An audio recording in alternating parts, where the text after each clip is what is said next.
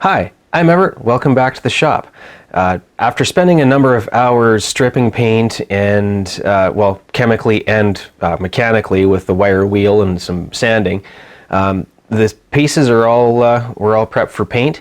And in this video, this is where we start our reassembly after doing a bit of painting on some of the parts. As well, I had to make some feet for the shaper, so we'll get into that and how I did it.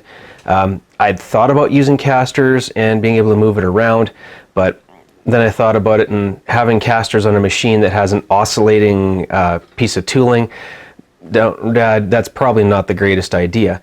So anyway, yeah. So what I wound up doing was just making some rigid feet for it to be able to level it. You'll see how I do that on the cheap. So this video is all about the shaper, and the next series of videos, apart from the occasional intermittent project in the middle, will be about getting this thing back together and getting it functional and starting to pull some chips on it. So hope you find it interesting. So this is where the shaper will live at a bit of an angle.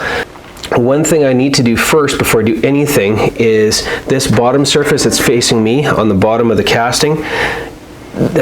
It was really rusty, so I had to hit it with the wire wheel, get all the rust, get all the old paint off, that sort of thing. Now I know that there are going to be people who are going to be on my case and angry with me for going at it with a wire wheel and, you know, taking the filler material off, whatever, and I'm not going to bother refilling it. This thing here had such a bad paint job, and there was actually a lot of rust I had found underneath the fill coat of stuff. So, I mean, the paint had to come off. Am I going to go through it and do like the full glazing putty and that sort of stuff like Steve did with his arbor support? No. I mean, this machine's already had well, obviously a fairly, used service life, and I mean, it's already had a few dings and scratches along the way. Plus, my suspicion is it was wartime production, in which case they were more concerned with function over form. It'll be fine. One of the other things that, some people may get on my case about is the fact that I'm going to paint it with a brush. Keith Rucker did that, I believe it was a LeBlanc lathe, and he did it up with a brush when he was done. So, I mean, again, if it was good enough for Keith, it'll be good enough for me. And really, this is a machine to be, this is going to be a working machine. It's not going to be, to sit there and look pretty. What I want to do is the bottom lip along here, the sides, and then the top lip here with the brush to start with, because I got mosquitoes in here. I left the door open too long and I had mosquitoes now. What I want to do is I want to get these surfaces painted so that I can put the leveling feet on it. And then once it's leveled and in place, then I can paint it up and start reassembling from there. As one of my viewers so aptly called it, and I really like the name he gave it, of Candy Apple Gray, our machine here is going to become Candy Apple Gray, which will certainly still look better than the nasty flaking green and rust that we had before.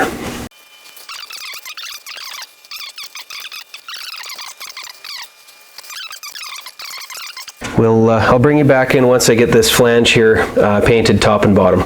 As much of the base as I could reach looks like this now. Once I get the feet made for the corners, I can get the leveling feet installed and set up, and then we can tilt this thing back onto its base. Level it up and start reassembly as I'm painting it. To make the leveling feet for the shaper, I'm going to start by using a chunk of 5/8 inch ready rod or all thread or whatever you want to call it, and I'll mark out four 4-inch chunks of it. We'll wind up cleaning up the ends on the lathe and just face them afterward, whatever, but we'll start with a bandsaw and cut 4 4-inch chunks.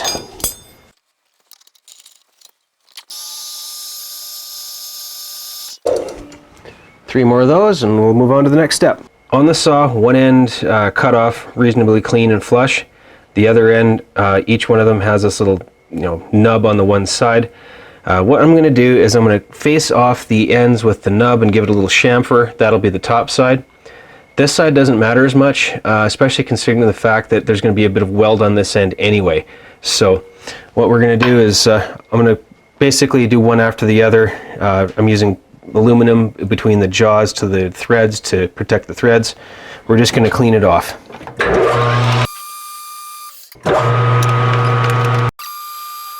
handy, you can run the lathe in reverse. So we went up with that little bit of a rag on the end where the chamfer started meeting the thread. Take the file, take that little sharp spot off. There we go. So I'll do that to all 4 of them. You saw one, you don't need to see the other 3.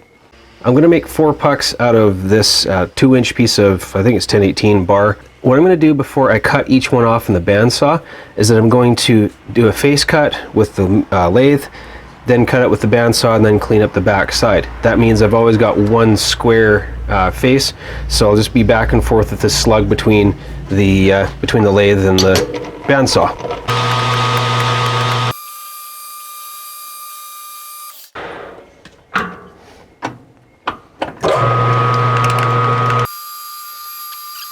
Try this side. There, that'll work. Front surface doesn't have to be critical on the shoulder. I just want it to be slightly rounded or a couple tapers or whatever. You'll see in a bit why. So yeah, that's ready to go. I'll take my fat Sharpie. Do 450 thou, roughly.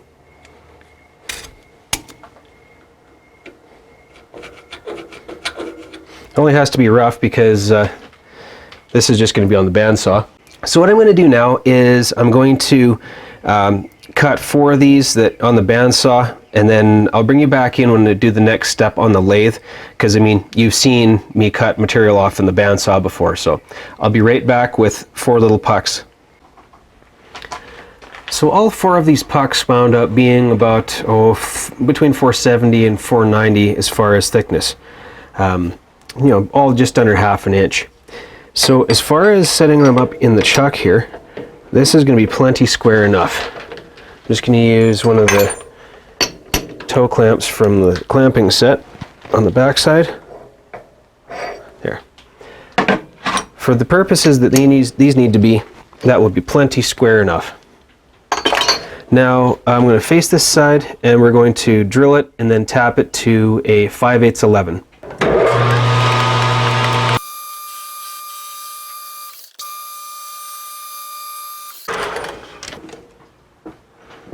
Close enough. 420, we'll call it 420 thousandths. Will be. This thickness is not critical. You'll see why. I'll make them all the same thickness just for consistency's sake, but there really is no plan that I'm following for this. It's in my head.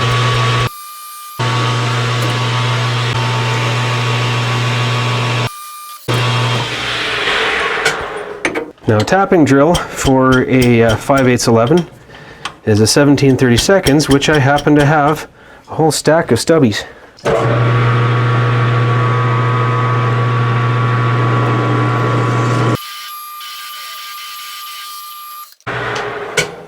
All right, now to make Pierre happy,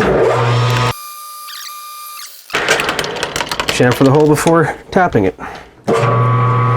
Now for a bit of the tapping motion lotion with 5/8 11 tap. Let's see if this will actually power tap. And I got my hand on the Murphy switch just in case.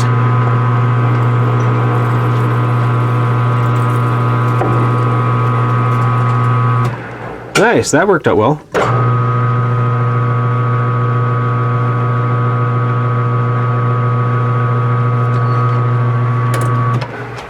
Sweet. So now we can take one of our pieces of ready rod.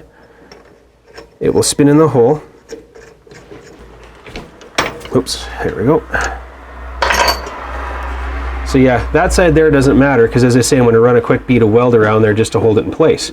So now that this part here is machined, we're also going to take 4 hockey pucks, and we're going to make a nice little recessed pocket in there to take this 420 thou thick foot here, and that will give it a rubber pad around the foot. What I'm going to do now is I'm going to take the rest of these pucks and face them to thickness, drill them, tap them, do the same thing, and then we'll get onto the pucks.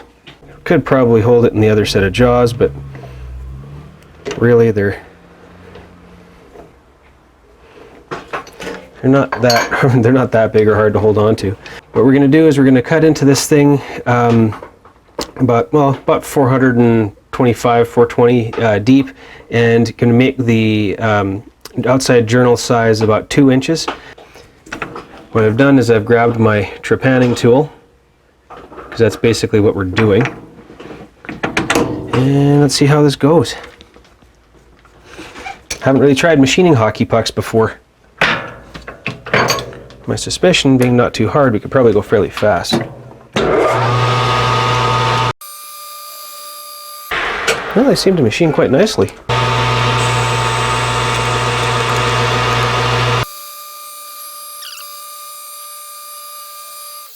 Yeah, this is going to be a total disaster of rubber crumb all over the place.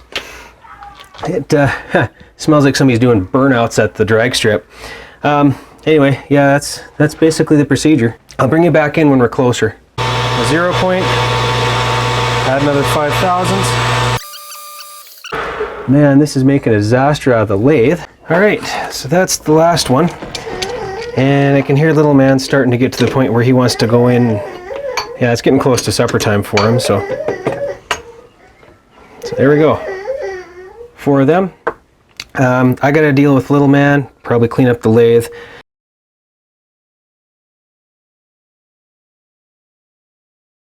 So I have them all degreased and ready to go here. Now, I have this piece of scrap here that lets me set the piece of material with the stub facing down. I'm not even going to use filler because all it needs to do is stay put and not let the stud turn. The threads are going to take all the weight of the machine.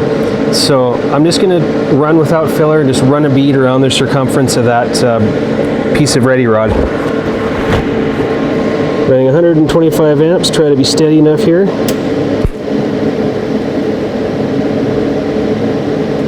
Again, 125 should be enough just to melt them together to fuse them.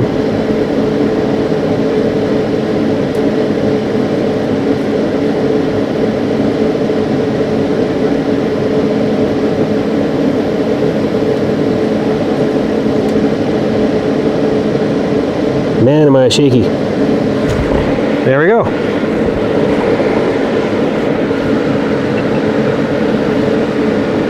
That's really all we need. So, yeah, it's a little bit indented around this side. I realize I probably slowed down a bit too much there, but that's okay. I just don't want any bumps or protrusions. If it's slightly undercut, that's fine. There's one. I'll do the other 3 off camera. What I've done is, in the meantime, I've actually put a coat of paint on the top surface of the little pucks. And what we're going to do is we're also going to use it's more of an insurance thing than anything. We're going to use a little bit of Gorilla Glue, kind of like what I did on the feet of the lathe. But for Gorilla Glue, you have to dampen the surfaces just lightly.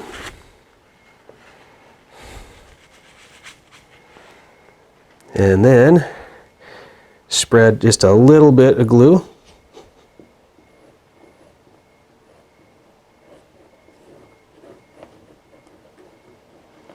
There. Really only needs to be a little bit. And then still got mosquitoes in here. So then what we'll do is we'll set you in place. The shop's a little bit of a disaster right now because it's, everything's in flux. Oh, there we go.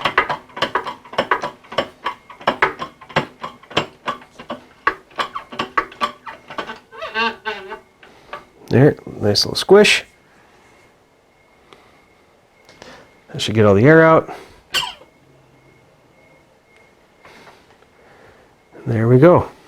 So yeah, it peeled up a little bit of the paint that was on the surrounding edges of the metal disc, but there we go. There's one rubberized foot. I'll do the other 3 the same exact way. I checked the angle on the floor and it's actually less than I thought it would be. It turns out it's only about 1.5 degrees, so that's when I figured I may as well just work with the rubber feet instead of trying to make swivelly feet. I did the swivelly feet with the lathe. I don't know if I don't know if it's necessary for what I'm doing here with this one. Because of the way this is sitting, it's actually a little bit jiggly and wiggly. It's not the greatest setup at the moment. What I'm going to do is I'll set it down on its feet. You've seen how they go in. We'll set it down on its feet and start leveling it. I'll bring you back in then. We'll leave the setting down and tweaking and whatever with the blocks. We'll leave that off of camera for a reason. The thing is, with something like this, you really don't want to get your foot caught underneath or your fingers or anything like that. My better half is upstairs sleeping, and so is the little man. So there we are.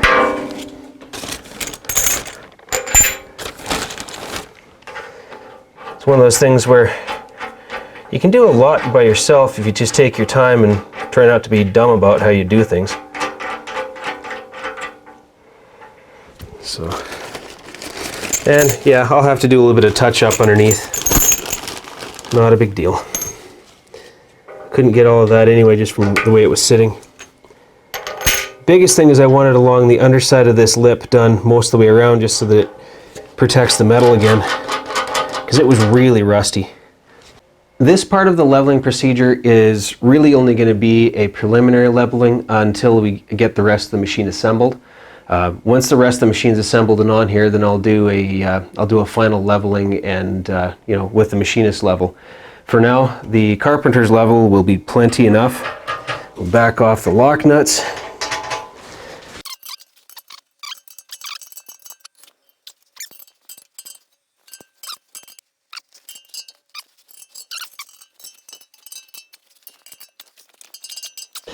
There, and the top ones just need to be snugged. Don't need to be super tight.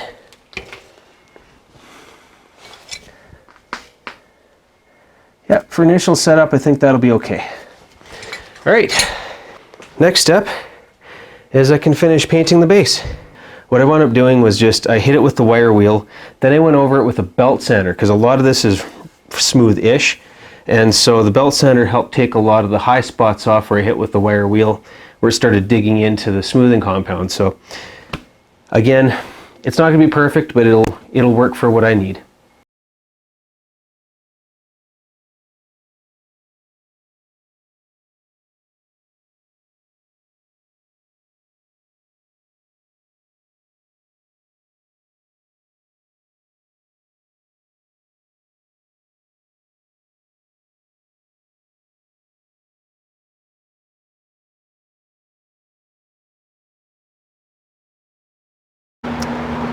So I'll probably take the upper housing, set it in place, bolt it down, and then give it a first coat as well then. I just shut the fans off so you can hear me, and I'll just do the next little bit here with the fans off. I painted it last night, and it's now late afternoon, about 3 o'clock the following day, and it's finally dry to the touch. So this is just the base coat. What I'm going to do is all the pieces going on are going to have one coat, and then when I'm done, I'm going to mask off what I need to and do one final second coat over the entire machine.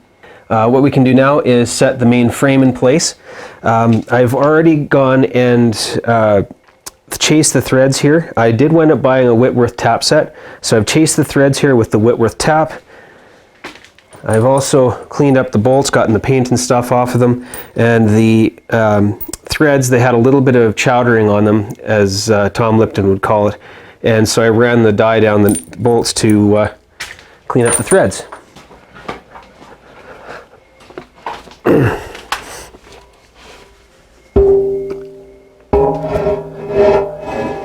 Just make sure my fingers aren't in the way.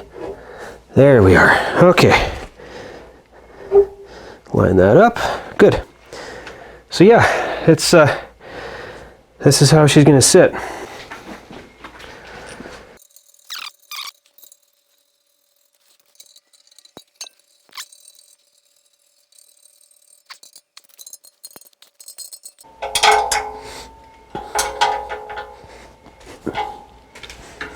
There we go.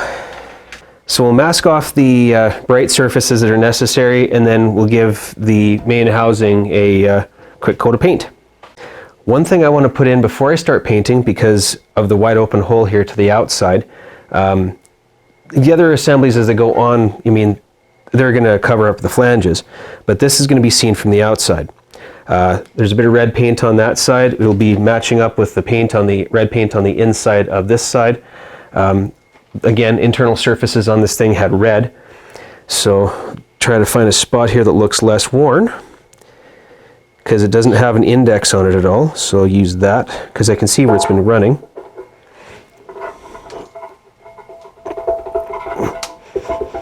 Maybe from the other side. I don't know if there's any sort of taper to it. Tapped out easily enough with a hammer.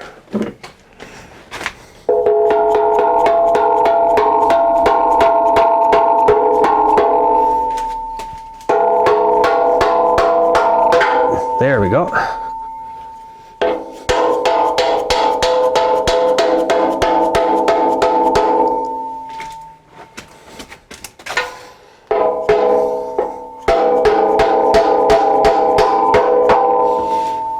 There we go, centered. Good enough. And it's just held in place by one small bolt screwed into the casting, into that boss where it sits. Good.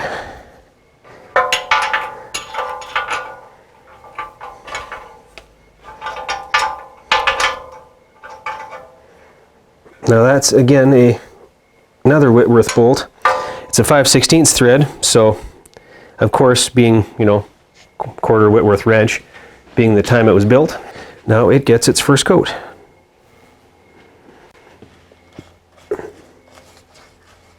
It didn't come with a set of wipers on the front, and I don't see any provision for them. So we'll see. I may try to come up with something as time goes on.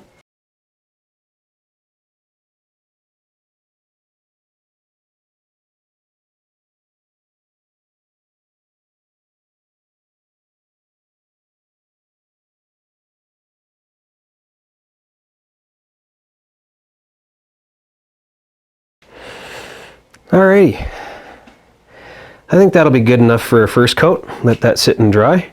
One other thing I was going to mention is I wasn't too worried about the bolt holes as far as getting paint in. What I'm going to do is before I assemble the parts onto it, I'm going to run a tap in and out of the bolt holes when all the paint's dry, just to make sure that the threads are clean, so I wasn't worried about that.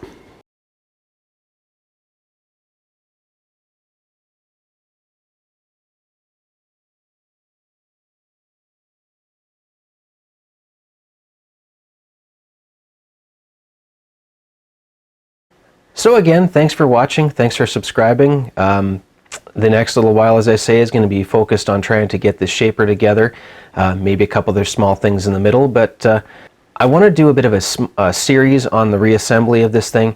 I'm not sure how many videos it's going to take to get it back together with a bit of detail. Unfortunately, when I took it out of the truck, I had to get it out quickly, so I didn't take much video at all for disassembly. So at least you can see how it comes together versus how it comes apart. So otherwise, thanks for watching, thanks for subscribing, and we'll see y'all next time.